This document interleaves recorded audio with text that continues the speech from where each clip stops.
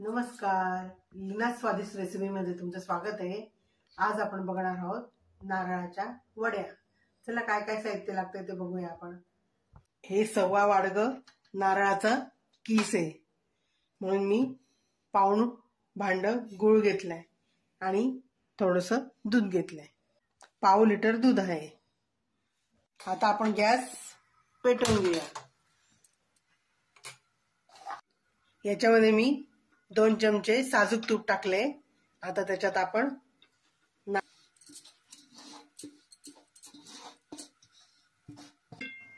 अशा प्रकारे आपण कीस कढईत टाकला, त्याला थोडंसं चाळून घेऊया।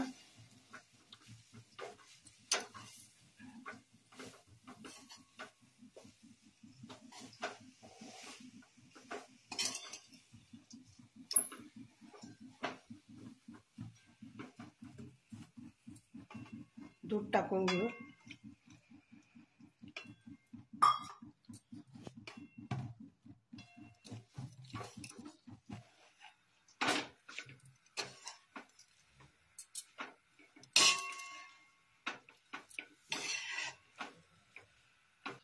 आता गूळ टाकून घेऊ।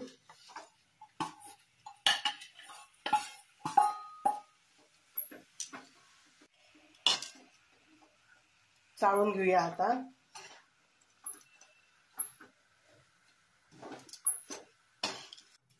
अशा प्रकारे गूळ आता वितळतोय, चाळत राहायचं।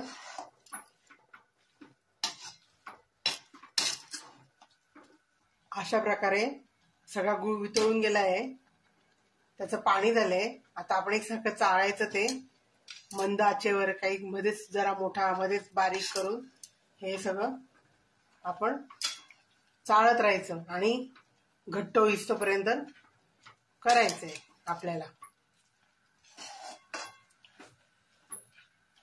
बघा आता हे मिश्रण आता घट्ट होत चाललंय, गूळ आटत चाललंय आता।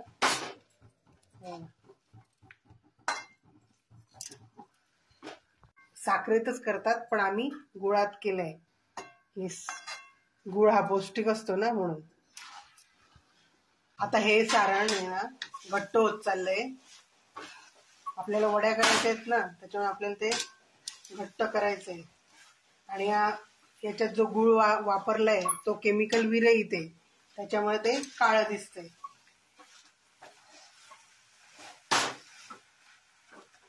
आता आपण जायफळ पावडर टाकून घेऊया।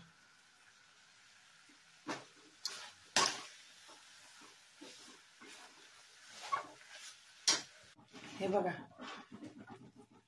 आता घट्ट होत चाललंय ते चांगलंच। वड्या करायच्यात ना, तर ताटात थापण्यासाठी आपण याला तूप लावून घेऊया।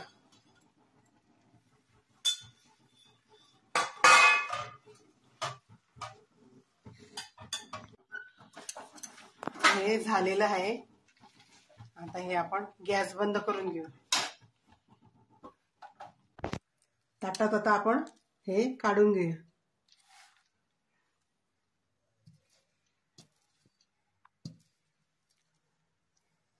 वाटीला मी इकडे तूप लावून घेतले खालच्या साईडला। आता वाटीने आपण हे असं थापूया सगळं।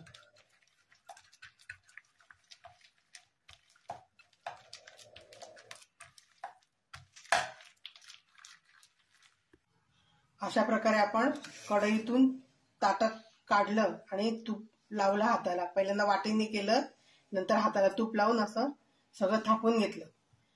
आता आपण याच्या वड्या पाडून घेऊया।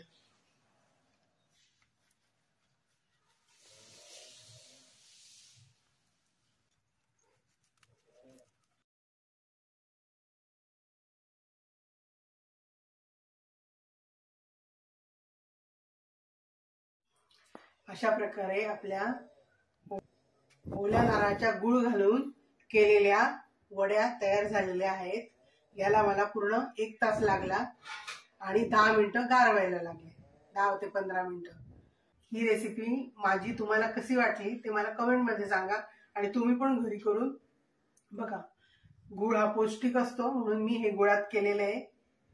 माझ्या चॅनलला लाईक करा, शेअर करा, सबस्क्राईब करा आता आपण भेटू पुढच्या रेसिपीमध्ये. Bye bye.